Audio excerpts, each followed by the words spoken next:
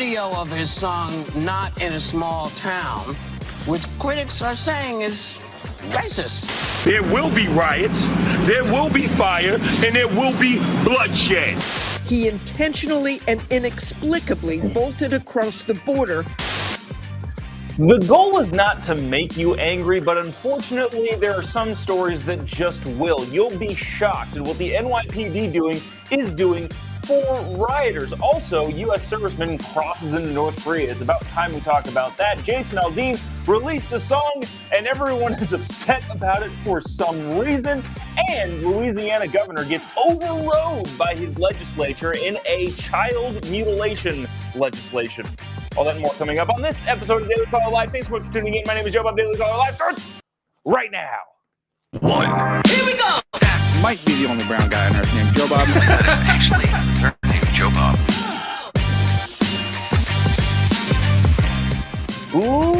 Live from the dingy bunker, completely cut off from the outside world, except for you fine folks. My name is Jobob. This is Daily Caller Live. Thanks so much for tuning in on today. It is Friday, July 21st, the year of our Lord 2023.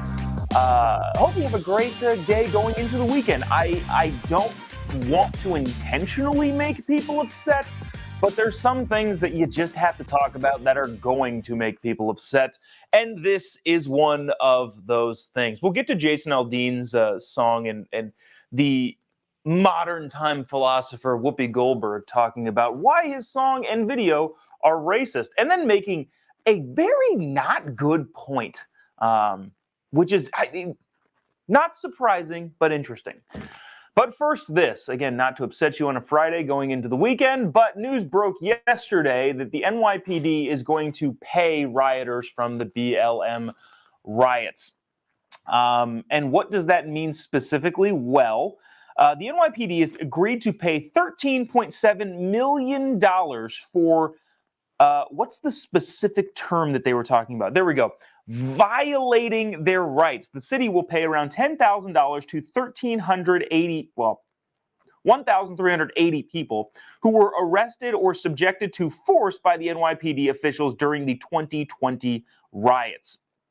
On Wednesday, the New York City filed a class action lawsuit at the federal district court in Manhattan, agreeing to pay the $13.7 million in damages. That's really the entirety of the story. There's a story I'm reading from the Post Millennial, and it goes on to say a bunch of different things. What the lawyers argued, and this and that and the other thing.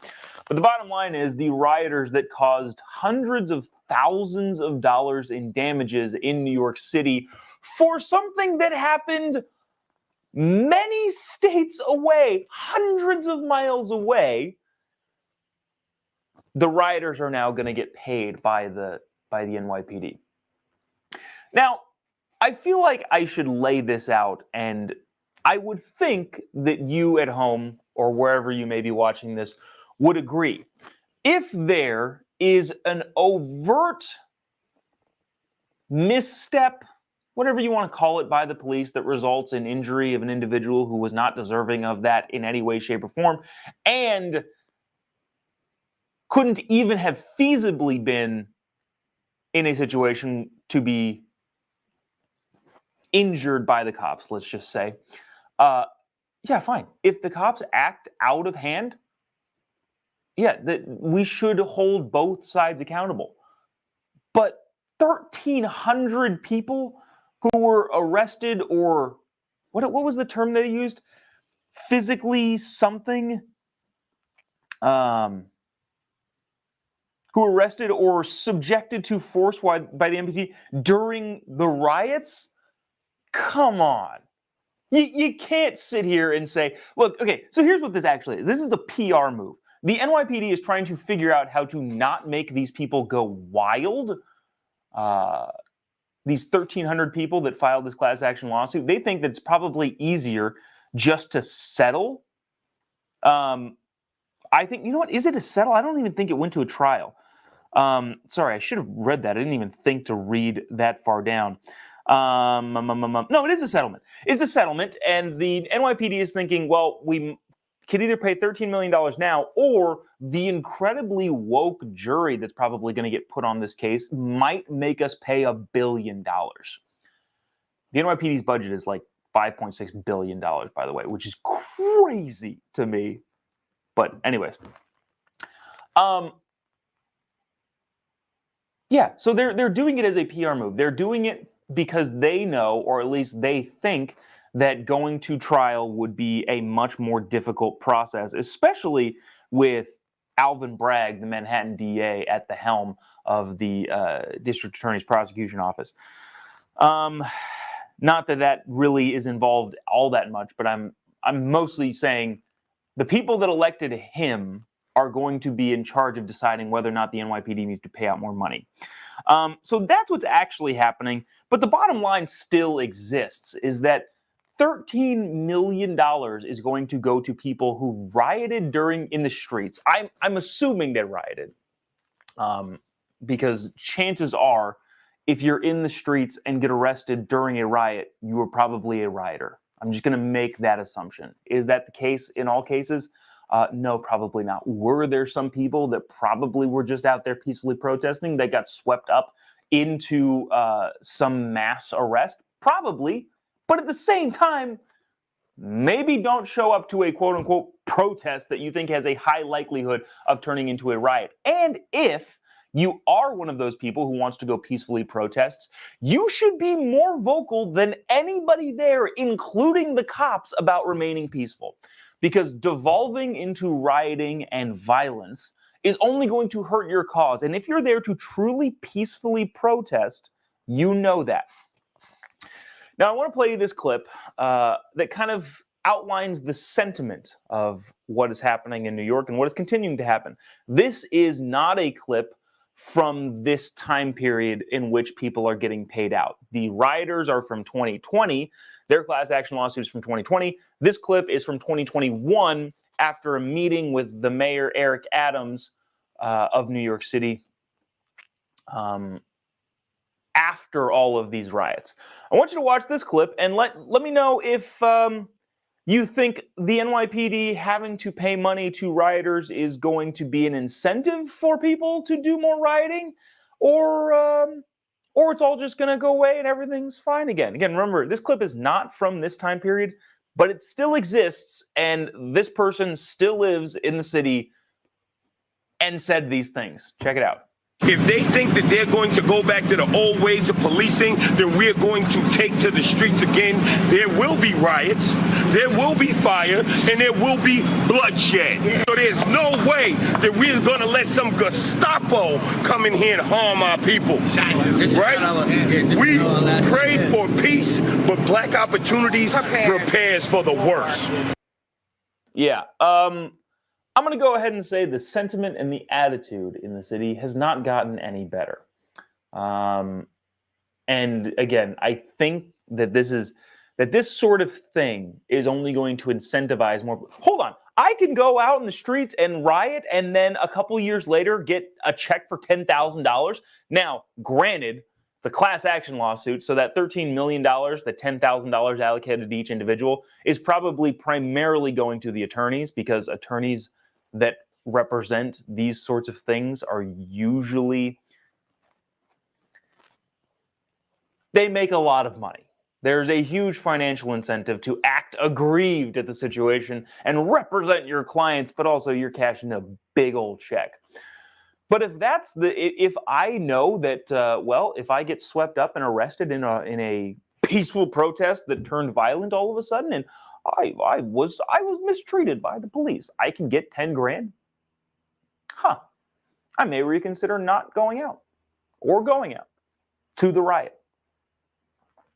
I do want you to watch this clip because I do think this is fascinating. I'm going to just play it without any context, and then we'll discuss on the other side. This is, the only context is this is a police official.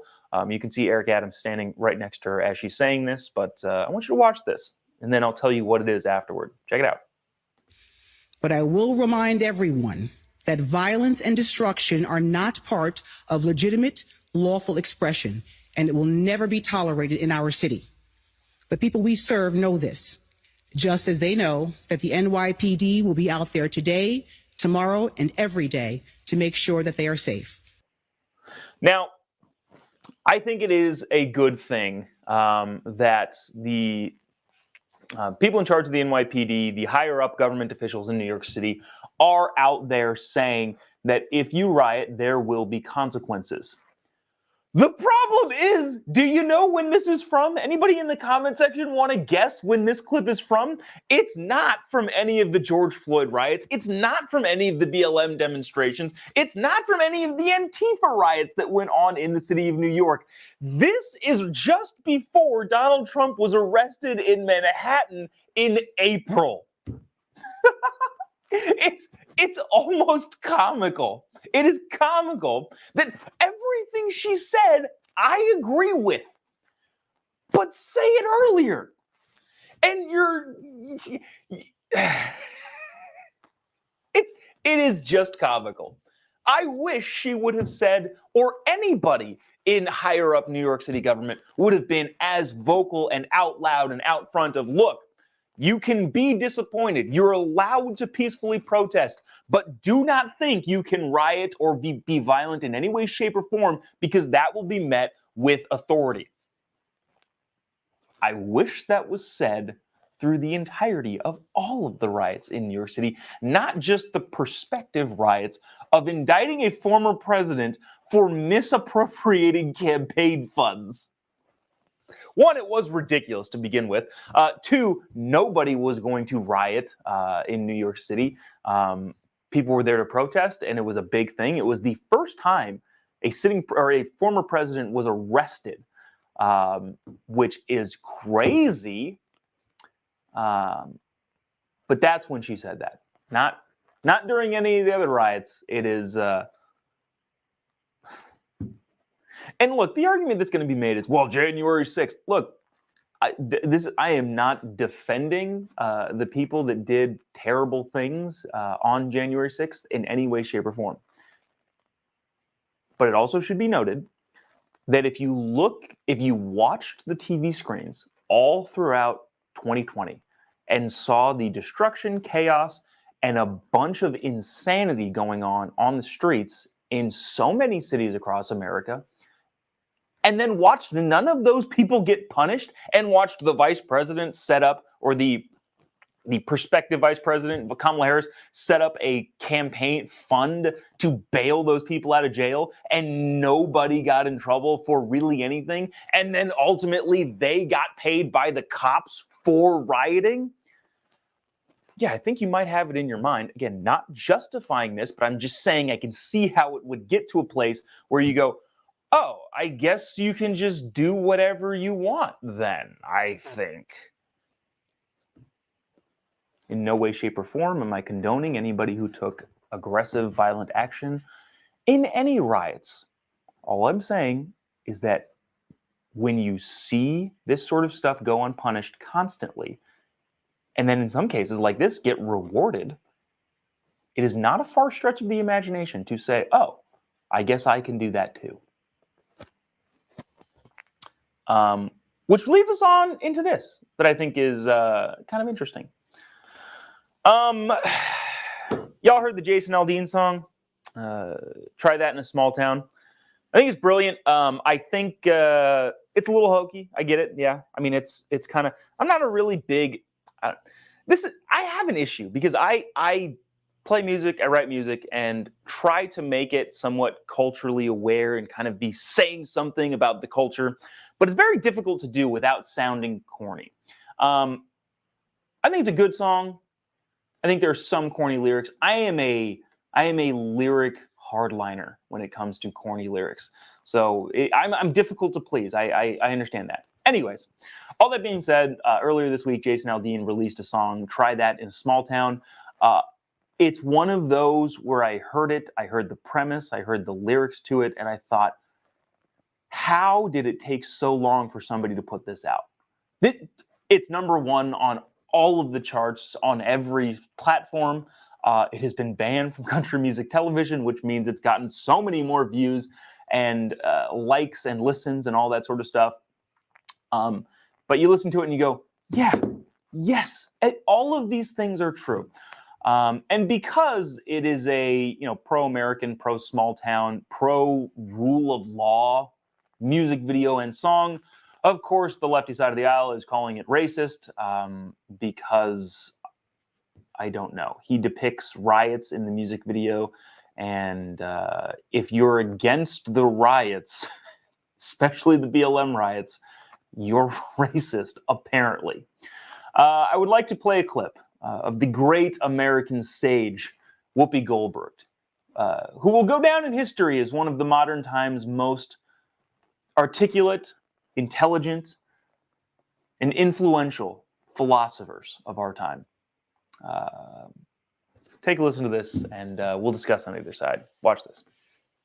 So country singer Jason Aldean is getting backlash for the video of his song Not in a Small Town, which critics are saying is racist. It's got lyrics, racist lyrics, and images.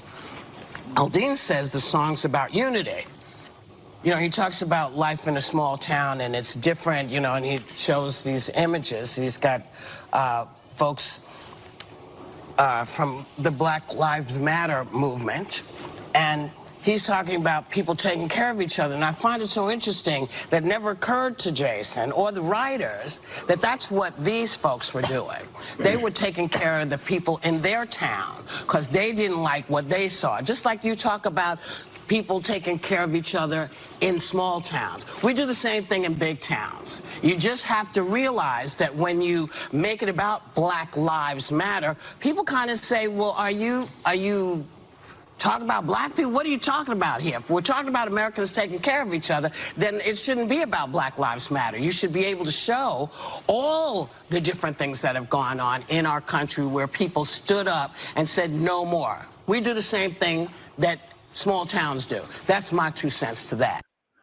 Okay, and her 2 cents would make sense, I guess, in theory, as an argument if any of the things in terms of outcomes were better. And what I'm saying is that her argument is, and I'm characterizing here, well, people protesting are protesting for the betterment of their community in the community in which they live. And that, for that reason, you don't understand. That's what we do in big cities. We look out for our own.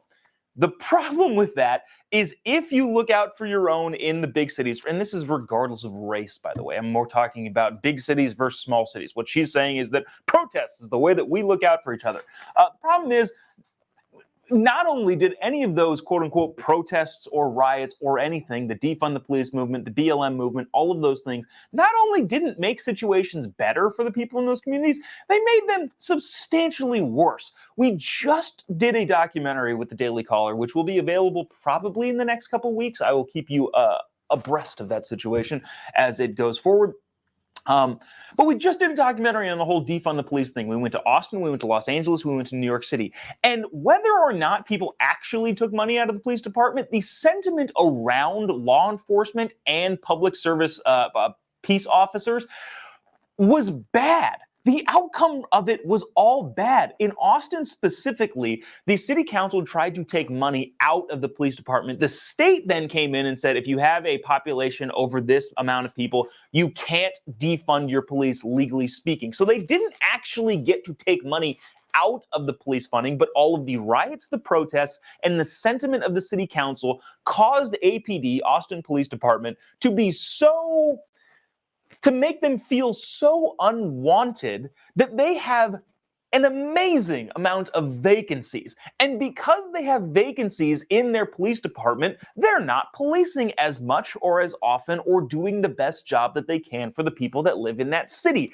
And therefore, crime has gone up. Homelessness has gone up.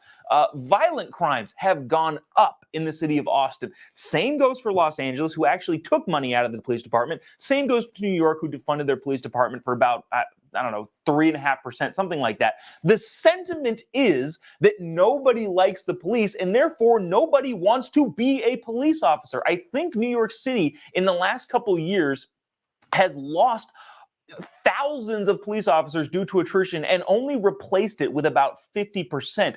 In other words, cities that are quote unquote looking out for themselves are becoming more unsafe. They are becoming places where people feel like they can do whatever they want because they're not going to face any consequences. So when you say, well, we look out for our own by protesting in the streets, it hasn't made things any better. And in fact, statistically speaking, by crime statistics, in a bunch of your big cities that all protested looking out for each other, it has gotten worse. It has gotten substantially worse.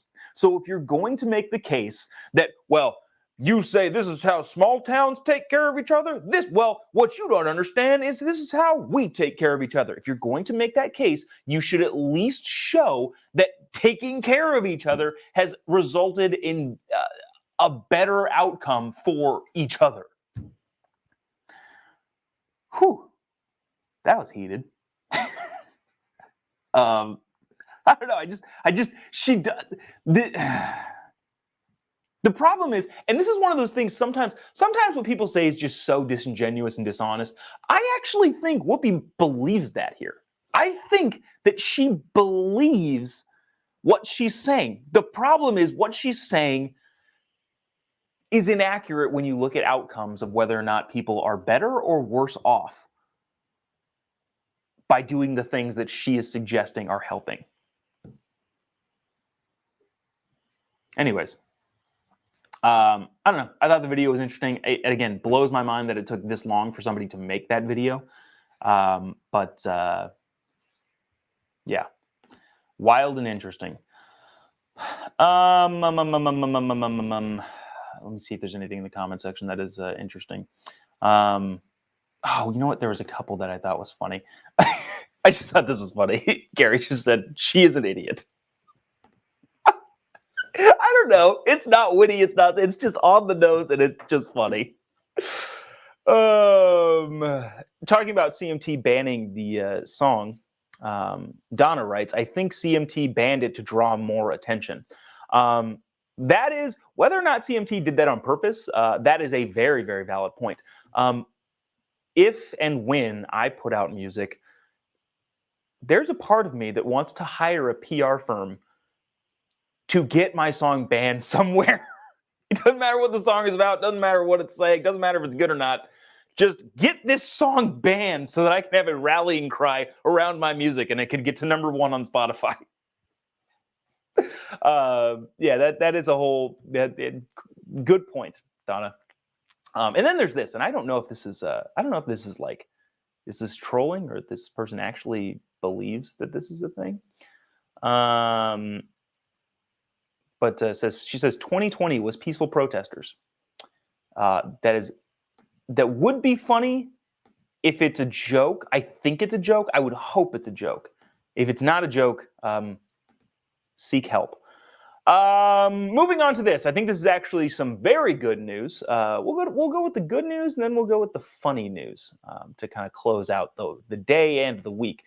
Louisiana overrides the governor's veto. Louisiana, interestingly enough, has a Democrat governor, which is interesting to say the least. Both of their senators are Republicans, I believe. The legislature is Republicans, or mostly Republicans. And yesterday, they overrode a veto to the governor. They overrode the governor's veto that vetoed a bill banning child sex changes. This is from TPUSA. The Louisiana State Legislature overrode John Bel Edwards' veto yesterday, enacting it. Okay, the back and forth. The legislature passed a bill that banned child sex changes. The governor, the Democratic governor, for some reason vetoed that bill, and they had enough votes in the state legislature to override that veto. That's pretty much the entirety of that story, because I can't read apparently today.